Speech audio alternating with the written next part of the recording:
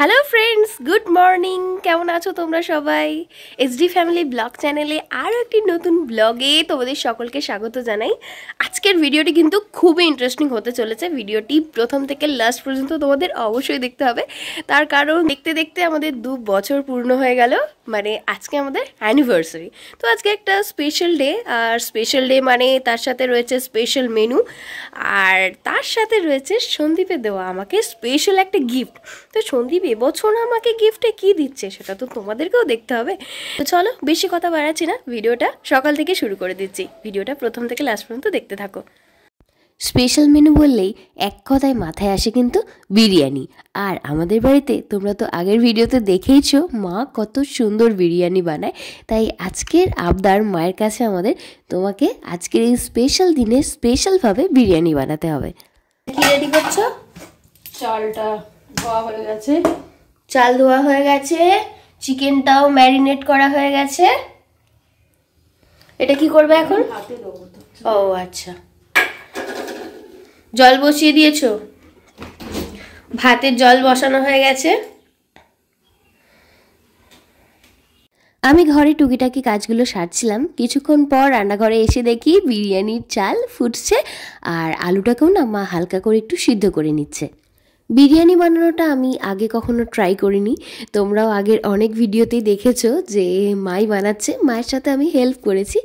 তবে আজকেও কিন্তু মাই বিরিয়ানি বানাবে, আমি শুধুমাত্র বিরিয়ানির মাংসটা রান্না করব। বেলা এখন এতটাই ছোট হয়ে গেছে যে ঘড়ির কাঁটার সাথে তাল মিলিয়ে আর চলতেই পারছি না। প্রতিদিনই কিন্তু রান্নাবান্না করতে দেরি হয়ে যাচ্ছে। চলো, তোমাদের সঙ্গে কথা বলতে বলতেই বিরিয়ানির জন্য বেরেস্তাটা এবার বানিয়ে নিই।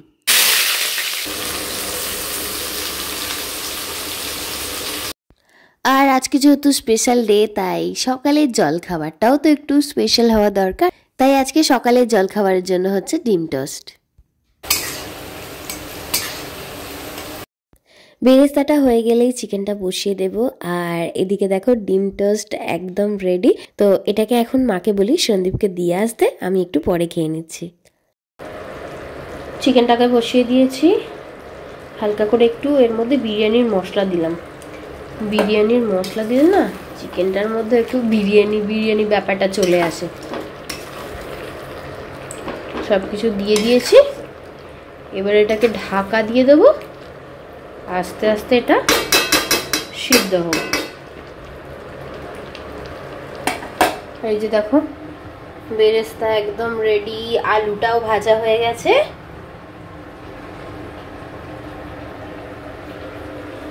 চলো এটাকে এখন ঢাকা দিয়ে দিই,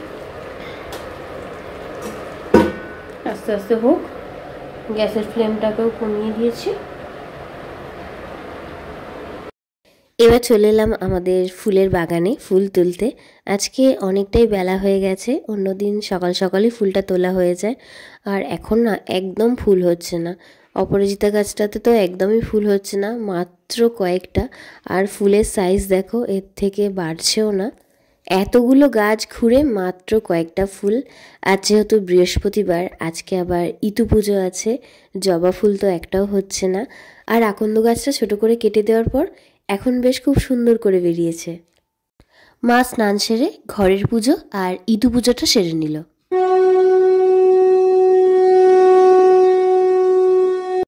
চিকেনটা আমার হয়ে গেছিল, মা রান্নাঘরে এসে এখন বিরিয়ানির লেয়ারটা করছে। আর তো কোনো ঝামেলা নেই বিরিয়ানি করতে, লেয়ারটা হয়ে গেলেই হালকা ফ্লেমে বসিয়ে দেব। আর বিরিয়ানির সাথে কিছু হোক বা নাই হোক, রায়তা না হলে কিন্তু আমাদের একদমই চলে না। তাই মা ঘরে পাতা দই দিয়েই প্রতিবারে আমাদেরকে রায়তা বানিয়ে দেয়।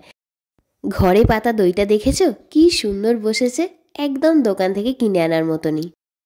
আর রান্নাবান্না কমপ্লিট করার পর আমরা সবাই মিলে চলে এসেছি আমাদের বাগানে। আসলে যে ফুল গাছগুলো আছে তোমরা তো দেখতেই পেলে, একদমই ফুল হচ্ছে না। তাই সন্দীপ নার্সারিতে গেছিলো, ওখান থেকে কিছু বিভিন্ন রকম কালারের পিটুনিয়া আর গাঁদা গাছ নিয়ে এসছে।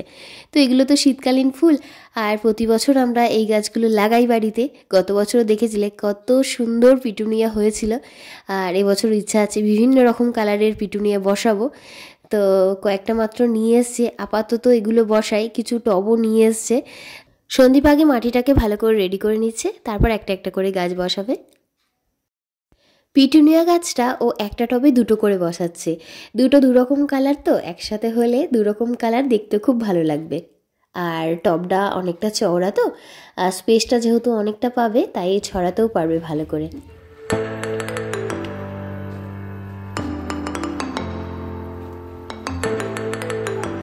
গাছগুলো বসানোর পর টবগুলো সুন্দর করে সাজিয়ে যে যার মতো স্নান সেরে চলে এসছে খাবার টেবিলে। তো আজকের মেনু তো তোমরা জেনেই গেছো, বিরিয়ানি তার সাথে রায়তা। তো চলো এবারে মায়ের হাতের বিরিয়ানি কেমন হয়েছে টেস্ট করা যাক।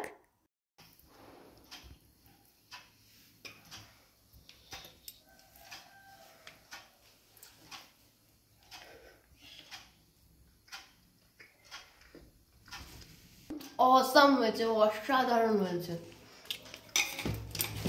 দুর্দান্ত হয়েছে।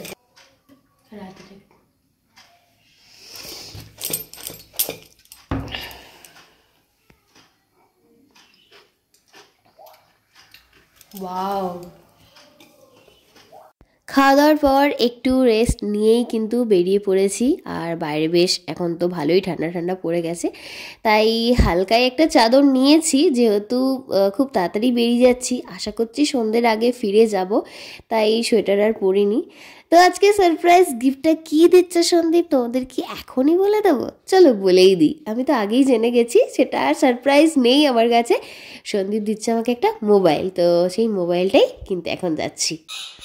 আর অ্যানিভার্সারি মানে দুজন দুজনকেই তো গিফট দেওয়া উচিত, সন্দীপ আমাকে একাই বা কেন গিফট দেবে? তাই দেখা যাক আমি সন্দীপকে কি গিফট দিই। বেরিয়ে পড়েছি তোমাদের হালুমকে সঙ্গে নিয়ে, আজকে প্ল্যাটিনামকে নিয়ে আসিনি। তো দেখতেই পাচ্ছ বাইরের আকাশ একদম পরিষ্কার, রোদ ঝলমলে আকাশ। তো বেশ ভালো লাগছে, যেহেতু ঠান্ডা ঠান্ডা পড়ে গেছে, তো এই সময় রোদটা গায়ে লাগছে বলে ঠান্ডাটা অতটা মনেই হচ্ছে না।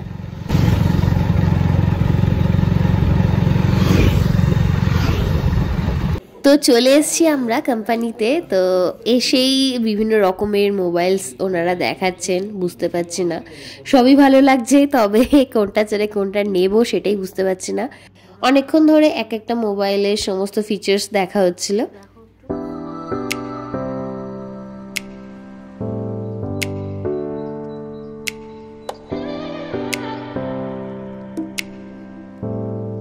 অনেক ভেবেচিন্তে সবকিছু দেখে একটা মোবাইল ফাইনাল করা হলো।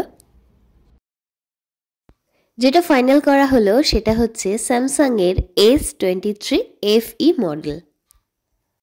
আমি তো এটা এখন ওপেন করছি, তার সাথে কালারটা কেমন হয়েছে অবশ্যই কমেন্ট করে জানিও। আর এই মোবাইলটা যারা ইউজ করছো, মোবাইলটা কেমন অবশ্যই কমেন্ট করে জানিও। আমি তো ভীষণ হ্যাপি এই মোবাইলটা পেয়ে। আসলে আমার আগের মোবাইলটা একদমই নষ্ট হয়ে গেছিলো, তাই একটা মোবাইলের সত্যিই আমার ভীষণ প্রয়োজন ছিল। আর সন্দীপ অ্যানিভার্সারিতে এত বড় গিফট দেবে এটাও আমি ভাবতেই পারিনি। তো থ্যাংক ইউ সন্দীপ। আর মোবাইল কোম্পানিতেই আমাদের অনেকটা দেরি হয়ে গেল, এক তো চুজ করতেই পারছিলাম না কোনটা নেব। তারপর যখন চুজ করলাম, যে ভদ্রলোক বিলিং করবেন উনি ছিলেন না, তো ওনার আসতে দেরি হবে, ওই কারণে আমাদের অনেকক্ষণ ওয়েট করতে হলো। সেই কারণেই আজকে আর আমাদের অন্য কোথাও যাওয়া হলো না। সন্দীপের জন্য তো আজকে আমার কোনো গিফটই কেনা হলো না, তবে ডিউ রয়েছে, অবশ্যই আমি ওর গিফটটা মিটিয়ে দেব, আমি কোনো ডিউ রাখবো না। তো দেখি যদি কাল পরশু করে আবার বেরোতে পারি, ওর জন্য সুন্দর দেখে আমি একটা গিফট কিনে দেবো। মোবাইলটা কেমন হয়েছে কমেন্ট করে জানিও। দেখা হচ্ছে খুব তাড়াতাড়ি নেক্সট আরও একটি ব্লগে। তোমরা সকলেই সুস্থ থেকো, ভালো থেকো। যারা আমার চ্যানেলে নতুন বন্ধুরা আছো সাবস্ক্রাইব করে দিও।